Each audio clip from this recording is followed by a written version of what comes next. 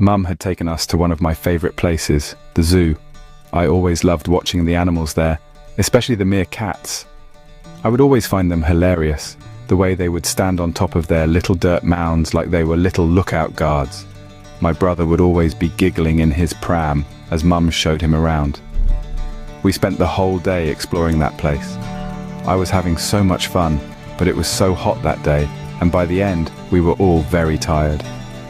Mum was so tired from pushing my little brother in the pram all day, we eventually decided to go home. Mum didn't have a car, so we got a train from near where we lived and got off at the station near the zoo. The walk to the zoo was fine, but the walk back was so long. The heat was just never ending. As we waited on the station platform, I could see how tired Mum was. She was swaying from side to side and looked like she was barely hanging on. I could see her eyes slowly starting to close like she was about to go to sleep. I remember hearing the train coming and people starting to get up from their seats. It all happened like it was slow motion. I still remember seeing the pram slowly rolling off the side of the platform onto the tracks. I remember the gasps and shouts from people on the platform. I remember the cries of my baby brother before the train hit. What I remember most is the sound of Mum screaming. I'll remember it forever. I didn't know a person could make a sound like that. It reminded me of one of the animal screeches from the zoo. That sound still makes my whole body shiver when I think about it. It's hard to remember the rest. Things get blurry. I remember people shouting, people holding my mother as she cried. I remember ambulances and police cars. I remember people in green clothes leading me away from Mum. I remember crying. Why were they taking me away from Mum, the only person I have that cared for me? Eventually I was taken away in a car, and things get too blurry after that. It was a while later, but a policeman eventually came to visit me.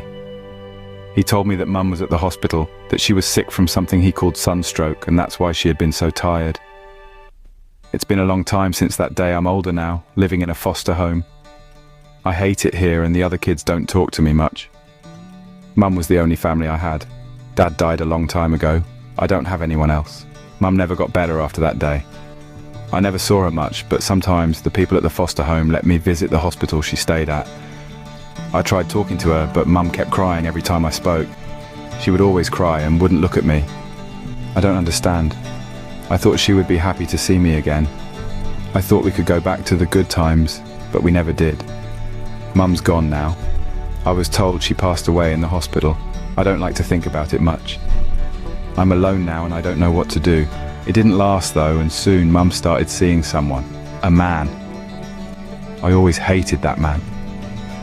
He took Mum away from me. She was so happy before, but now she wouldn't talk to me or spend time together. She was always tired, and we never did anything fun anymore. Mum would always be with that thing, my baby brother. Never made time for me, never did anything fun. Mum was always tired, always sad, while my brother always cried. He ruined everything. We were happy, Mum was happy until it arrived.